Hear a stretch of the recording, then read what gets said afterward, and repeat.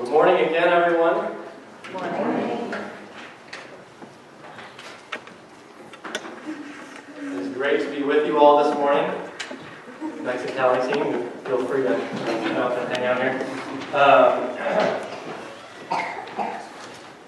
For those of you who didn't know, we went on a mission trip to Mexicali, Mexico about 3 weeks ago.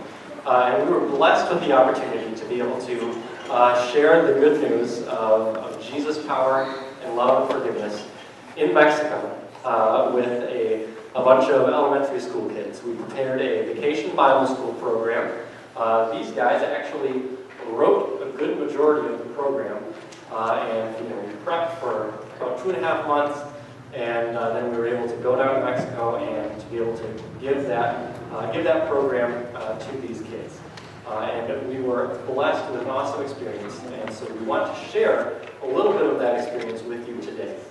Before I get too much farther, Pastor Mac and Lucy send their greetings to everyone.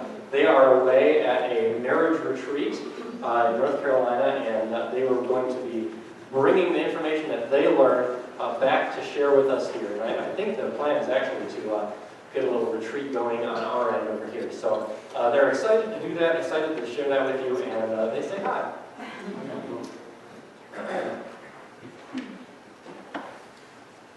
Excuse me, I have a little bit of a cold, so before I start, choking up here. Have you ever had a moment in life where things did not quite go according to plan?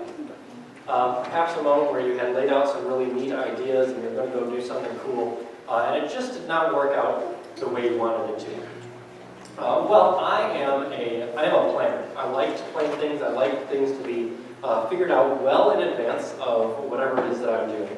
And actually, to the extent that one of my favorite things about going camping is I actually like making a list of all of the things that we need to bring, and like taking all of our stuff and trying to figure out like the most logical and efficient way to pack all of that stuff in our camper and in our vehicle. You can laugh at me, it's okay. I know I'm weird.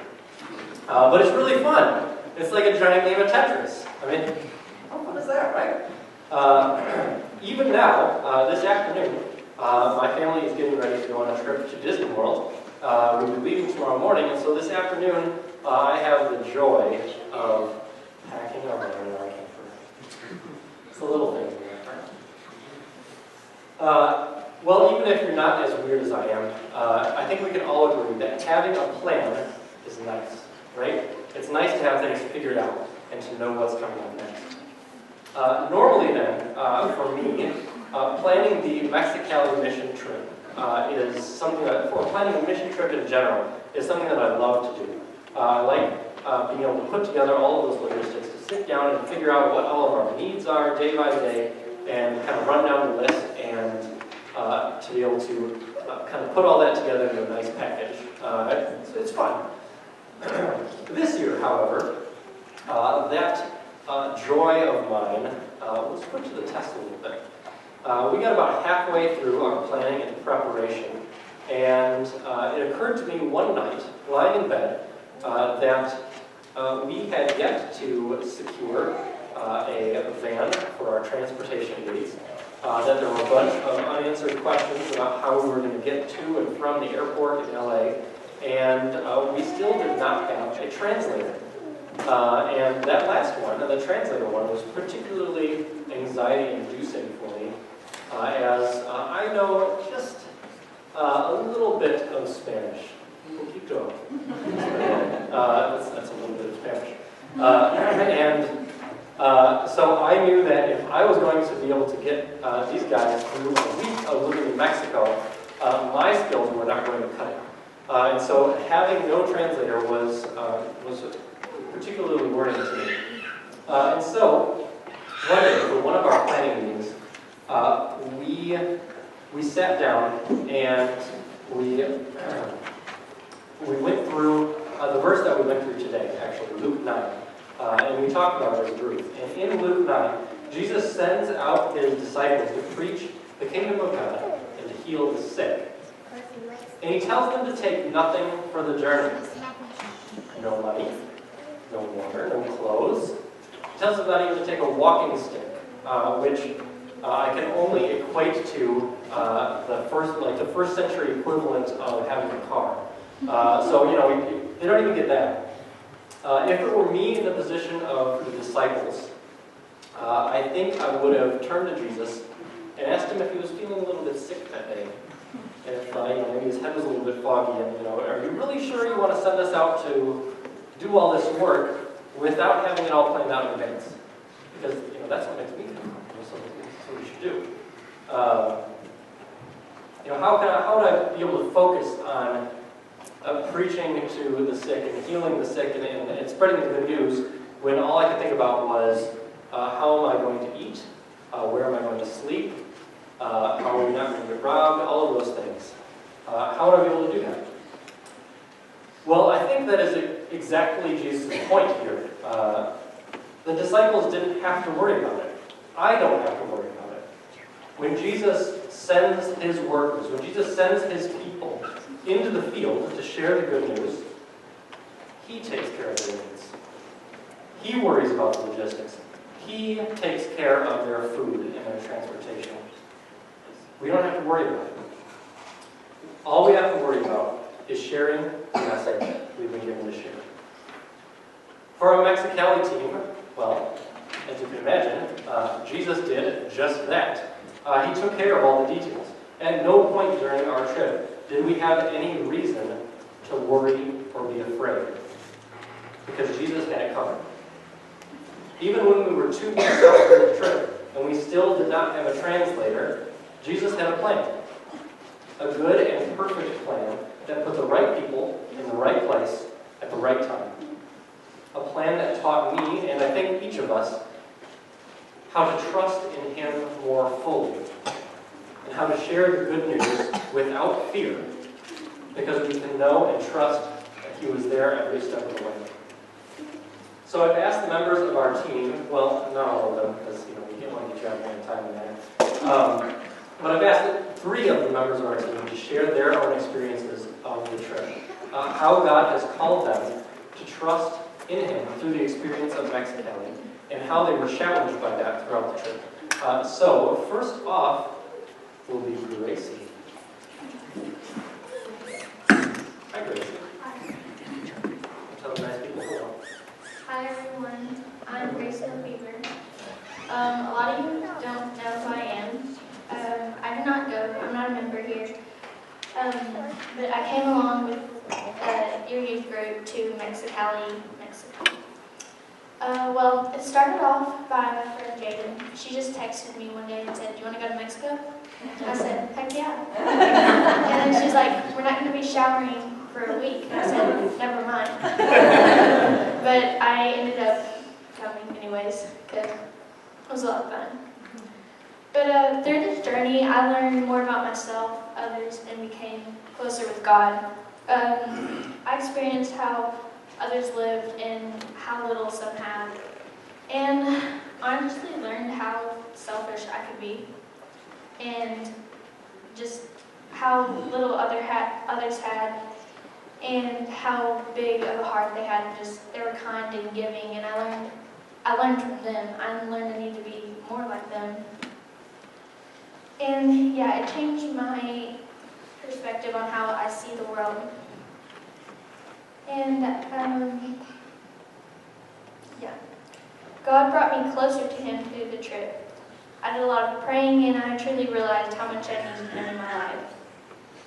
God called me to trust in his plan by showing me how big of an impact our small team had on a lot of the children from Mexico. We played with the children and taught them about God. Seeing the kids grow closer to God was an amazing feeling. On the first day of traveling, I had a major bump in the road. Somewhere between Dallas and California, I lost $300. At first, I was just a mess. I was crying and I didn't know what I was going to do. But thankfully, Paul had my passport, so that was good. I was still able to get into Mexico. And thankfully, my dad and stepmom sent me more money. So I could do that. But in the end, of course, God provided for me and my family. And yeah, they surprisingly weren't that mad. I thought I was going to get screamed at. But I didn't. And just told me life happens. I lose money. And God makes everything happen for a reason. Like by the end of the trip, I completely forgot that I lost my money, and it was just a great experience overall. Like I realized how much really I didn't need money. I mean, I need money, but it wasn't a necessity. I had great people to help me through the hard times, and I could definitely not have done it without them. God used me through His plan by being an outgoing mind for the kids. I was tired in the mornings, but when I got to the kids, my spirit just automatically lifted. I played with the children until I couldn't anymore. God used my outgoing spirit to interact with the kids. In the end, God provided us with all we needed, and all was well. The journey was filled with good times and hard work. We all grew closer with one another and became a little family. Mexico was a life-changing experience, and I can't wait to go back.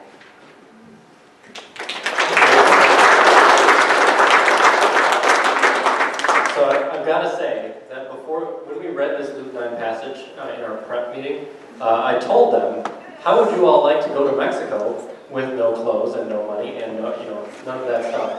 And Gracie got to actually experience it. That's great stuff, right? All right, thank you, Gracie. Up next is Clarissa Struble.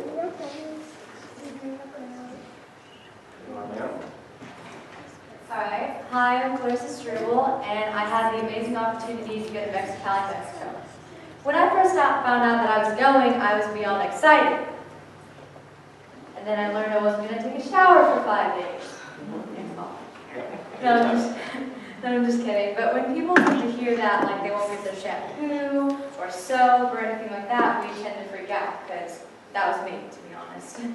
But if you really think about it, going to a foreign country can seem a little bit scary, because you don't know the language, you could get food poisoning, eat the wrong taco, anyway. But going through Mexico, I really wasn't scared at all. I just trusted in God, and everything turned out perfect. For trusting God, and He will provide for you, which He did provide for me in ways I didn't expect. So we go to Mexico, and Paul's explaining about the VBS and about service projects. And in the camp, there's a lot of service projects that you can do. Like, some go to build houses, some go to orphanage. And then he mentions that we might go to a prison and talk to some of the ladies.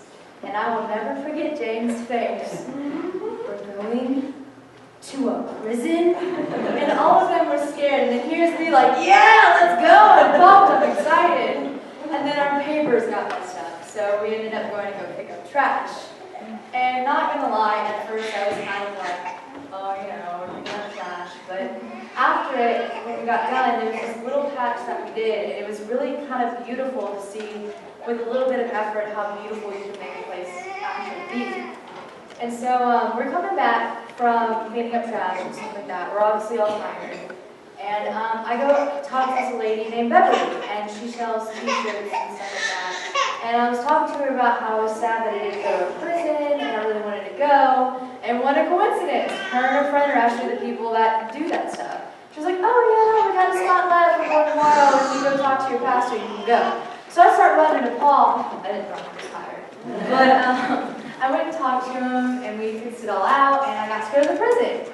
And so here I am, going to a prison, and not gonna lie, seeing these big dudes with these guns was kind of scary. And I think the most terrifying thing about it was walking past the men, and Beverly was like, oh yeah, they might say stuff to you, but just walk straight and don't make any eye contact. So I was like, I like this girl's shoes. I'm staring at her shoes. And so by the time we get into the courtyard, the women's courtyard was a lot smaller than the men's, because there wasn't as many women there as there was men. And we went in there, and some of the ladies were actually like crying to see us, because a lot of them don't get visitors. In Mexico prisons, if you don't have visitors to give you something, you won't have anything. Like toothbrush, toothpaste, even like some ladies there didn't even have underwear to use. So Happy, the lady who's actually in charge of everything, would go in there, give them food or give them things that they would need. So we're in prison, and I'm talking to some of the ladies, got my eyebrows done, that was cool. And we jumped rope with them, and I actually talked to one of the ladies, and there was about 3 people who spoke English, so that was really cool. And just seeing them beg for prayers, like even in their darkest moments, they were still begging for prayers. That was definitely an impact and life-changing. And through going through that, I realized God wants me to be more of a missionary and go out and preach His word and things like that. And I did. On the plane ride back to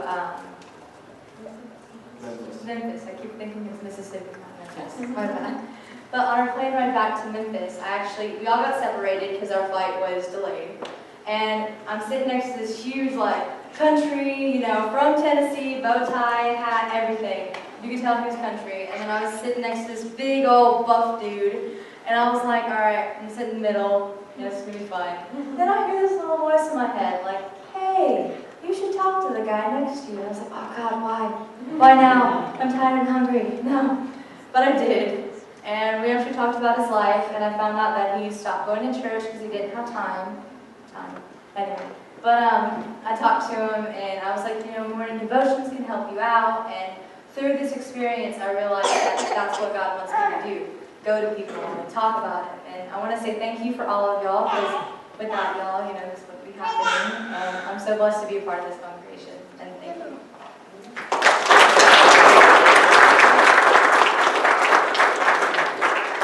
Awesome testimony of how trusting in God's plan gets us to places we never expect us to be in, right? But God uses that in awesome ways. All right, last but certainly not least, John Otter.